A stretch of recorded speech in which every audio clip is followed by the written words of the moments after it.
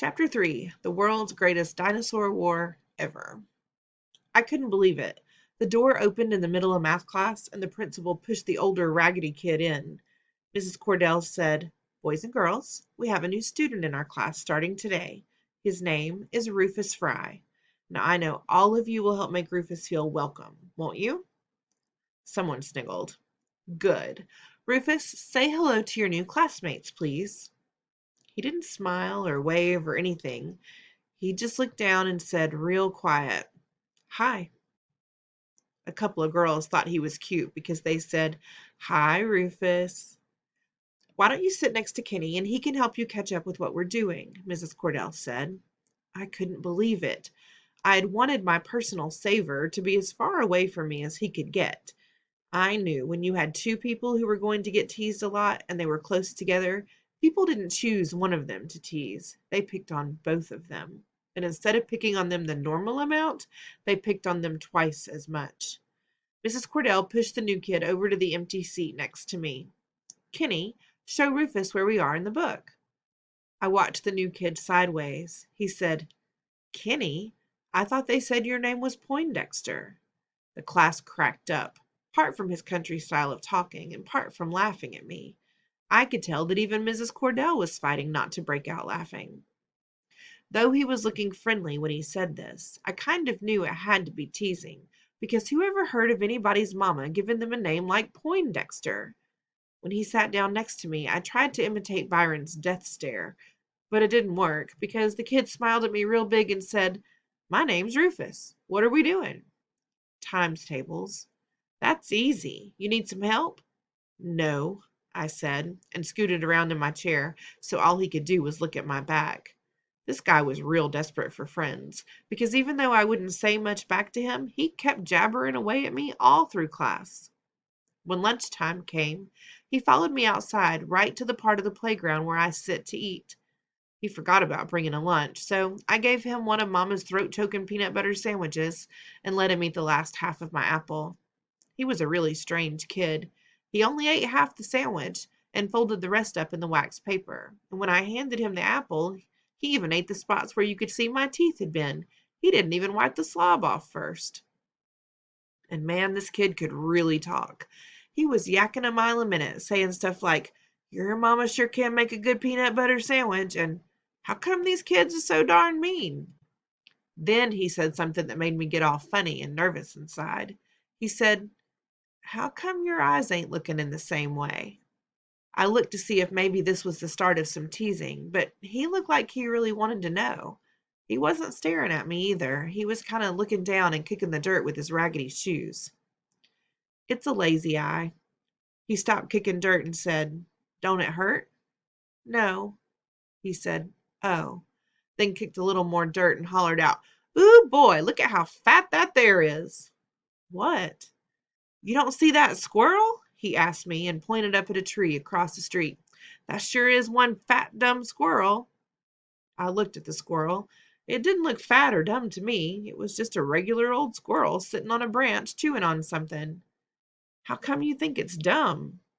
"Well, what kind of squirrel sits out in the open like that with all these folks all around him? That squirrel wouldn't last 2 seconds in Arkansas. I'd have picked him off easy as nothing." The new kid pointed at the squirrel like his finger was a gun and said, "Bang! Squirrel stew tonight." "You mean you shot a gun before?" "Ain't you?" "You mean you really ate a squirrel before?" "You ain't?" "A real gun?" "Well, just a 22. How's a squirrel taste?" "It tastes real good." "You mean you really shoot 'em with real bullets and then you really eat 'em?" "Well, why else shoot 'em?" "Real squirrels. Like that one?" "Well, not that fat and not that stupid. I guess all the fat, stupid ones been got already. Since I've been born, all that's left in Arkansas is skinny, sneaky ones. I think them Michigan squirrels is worth 2 Arkansas ones." "You aren't lying." He raised his hand and said, "I swear for God, ask Cody." "Who?" The little shrunk-up version of the new kid was standing by himself up against the fence that runs around Clark, watching us. The new kid waved at him, and his little brother came running over. The big one pointed over at the squirrel. "Cody, look at there." Cody laughed and said, Ooh, boy, that sure is a fat squirrel. Think you could pick him off from here? Cody pointed his finger like it was a gun and said, Bang! Squirrel stew tonight. I couldn't believe this little kid had shot a gun, too. You shot a real gun? Well, just a 22. With real bullets? The little one looked at his big brother to see why I was asking all this stuff. It seemed like they were trying to be patient with me, like I was a real dummy or something. The older one said, Tell him. Yeah, it was real bullets. What else you gonna shoot out a gun? Well, I still didn't believe them, but the bell rang and lunch was over. I know he didn't think I noticed, but the big kid gave his little brother the other half of my sandwich. I guess both of them had forgot about lunch. This Savor stuff wasn't going anything like I thought it was supposed to. Rufus started acting like I was his friend. In the morning on the bus, he'd always come sit next to me, and Mrs. Cordell put his regular seat next to mine in school. Every day at lunchtime, he followed me out to the playground and ate half of my second sandwich, then sneaked the other half to Cody. He even found out where we lived and started coming over every night around 5:30. I didn't mind him coming over to play, because both our favorite game was playing with the little plastic dinosaurs that I had, and you couldn't really have any fun playing by yourself.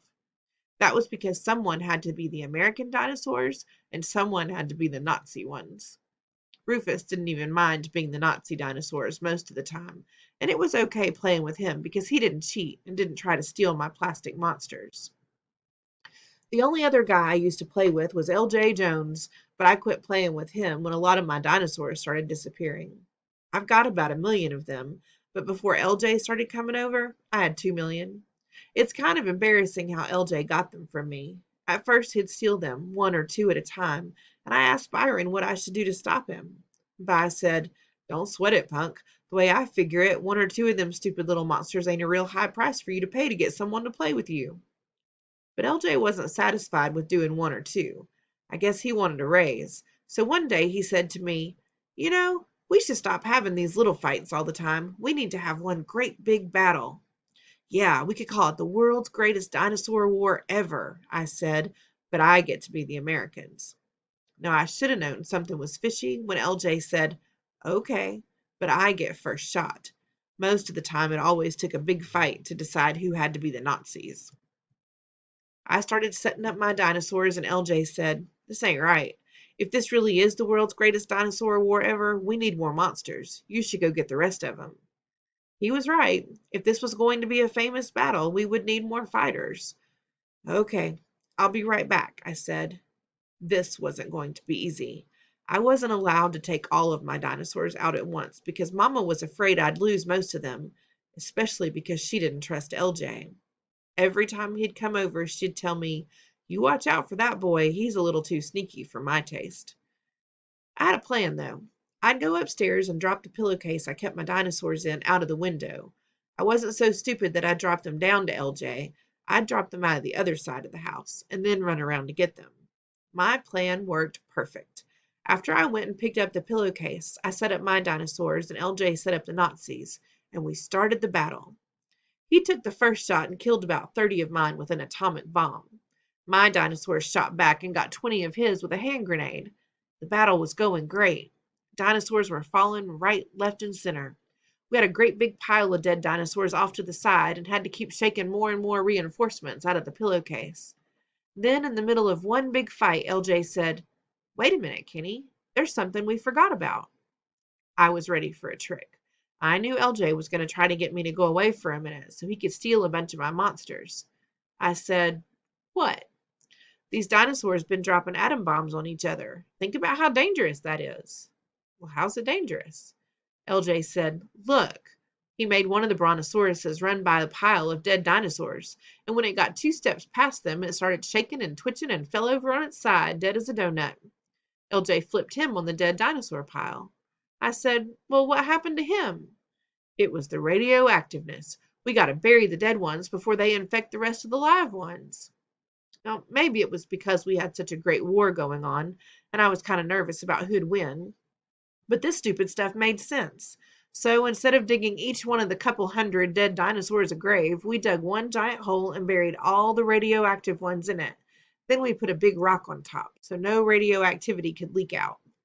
This really was the world's greatest dinosaur war ever. We fought and killed dinosaurs for such a long time that we had to make 2 more graves with 2 more big rocks on top of them. LJ finally pulled the trick I knew he was going to, but he did it so cool that I didn't even see it coming. Hey, Kenny, you ever been over in Banky and Larry Dunn's fort? LJ knew I hadn't. Huh. I found out where it is. Where? You want to come see it? Are you crazy? Well, they ain't there. This is Thursday night. They're up at the community center playing ball. Really? Well, if you're too scared. I knew this was a worm with a hook in it, but I bit anyway. I'm not scared if you aren't. Let's go. I figured the trick would come in right here, so I kept a real good eye on LJ while we put my monsters back in the pillowcase. When we were done, I sneaked a look at his back pockets, because I knew when he stole dinosaurs, he put them back there or in his socks. From the way his pockets were sticking out, it looked like he had 1 Tyrannosaurus Rex and 1 Triceratops. I couldn't tell how many he had in his socks, but I figured it wasn't too bad a price for as much fun as we had had. LJ was talking a mile a minute. They even got some books with naked ladies. You ever seen a naked lady? Sure, lots of times. I had to. Byron had borrowed lots of nasty magazines from Buckhead's library. I knew LJ didn't believe me, though. For some reason, if you were famous for being smart, no one thought you'd ever looked at a dirty book. LJ said, "You got to be in the house by 7, don't you?" "Yeah." "Well, okay, we better hurry before it gets too late." After I'd sneaked the dinosaurs back into the house, we ran off toward Banky and Larry Dunn's secret fort. It wasn't until 9 o'clock at night when I was in bed that a bell went off in my head. I had forgotten all about the radioactive dinosaurs. I put on my tennis shoes, got my night reading flashlight, climbed out the back window, and went down the tree into the backyard. I got to the battleground and saw the 3 radioactive graves. But when I moved the rock on the first one and dug a little bit down, I didn't hit one dinosaur. Not one. The second grave was empty too. I didn't even move the rock from the third one. I just sat there and felt real stupid. I couldn't help thinking about Sunday school again. I remembered the story about how a bunch of angels came down and rolled away the rock that was in front of Jesus' grave to let him go to heaven. I think it took him 3 days to push the rock far enough so he could squeeze out. My dinosaurs weren't even in their graves for 3 hours before someone rolled their rocks away. Maybe it was a lot easier for a bunch of angels to get 1 million dinosaurs to heaven than it was to get the savior of the whole world there, but I wish they'd given me a couple more hours. I was just making excuses to myself for being so stupid.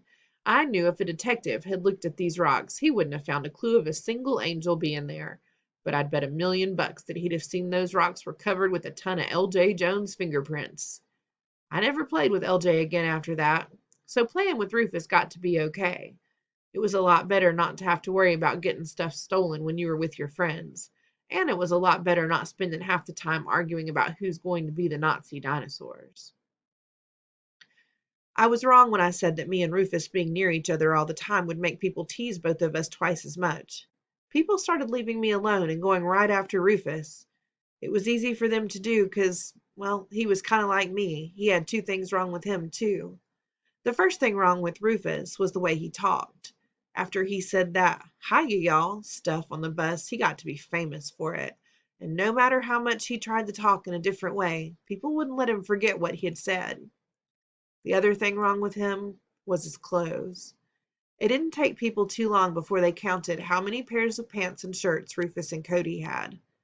It was easy to do because Rufus only had 2 shirts and 2 pairs of pants.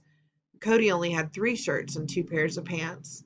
They also had 1 pair of blue jeans that they switched off on. Some days Rufus wore them, and some days Cody rolled the legs up and put them on.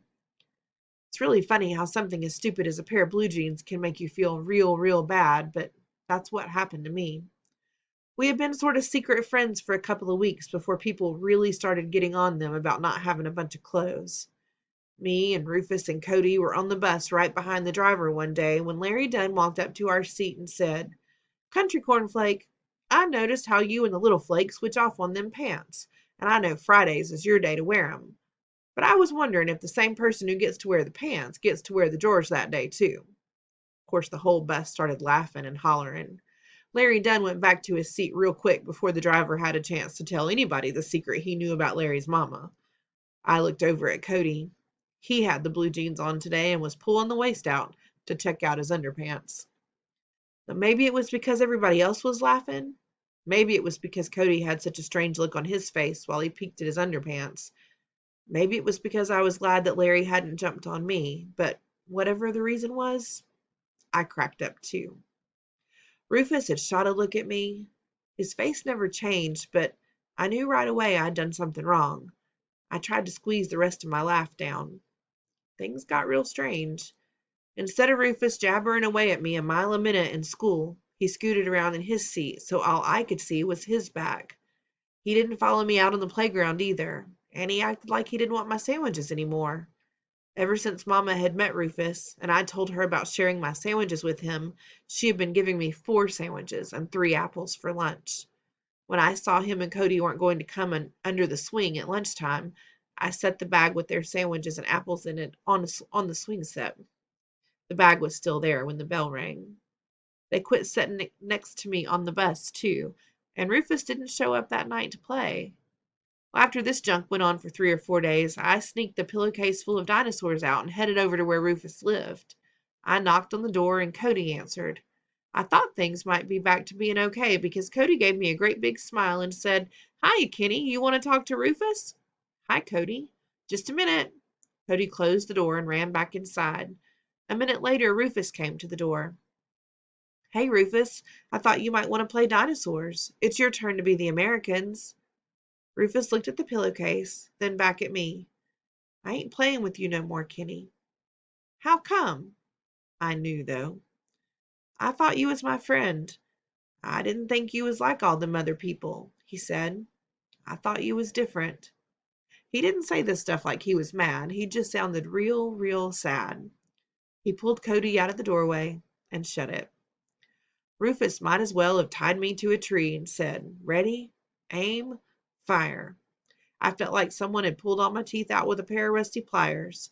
I wanted to knock on his door and tell him I am different, but I was too embarrassed, so I walked the dinosaurs back home. I couldn't believe how sad I got. It's funny how things could change so much and you wouldn't notice. All of a sudden, I started remembering how much I hated riding the bus. All of a sudden, I started remembering how lunchtime under the swing set alone wasn't very much fun. All of a sudden, I started remembering that before Rufus came to Flint, my only friend was the world's biggest dinosaur thief, L.J. Jones. All of a sudden, I remembered that Rufus and Cody were the only 2 kids in the whole school, other than Byron and Joey, that I didn't automatically look at sideways. A couple of days later, Mama asked me to sit in the kitchen with her for a while. "How's school?" "Okay." I knew she was fishing to find out what was wrong, and I hoped it wouldn't take her too long. I wanted to tell her what I had done. "Where's Rufus been? I haven't seen him lately." It was real embarrassing, but tears just exploded out of my face, and even though I knew she was going to be disappointed in me, I told Mama how I'd hurt Rufus's feelings. "Did you apologize?" "Sort of, but he wouldn't let me talk to him." "Well, give him some time, then try again." "Yes, Mama."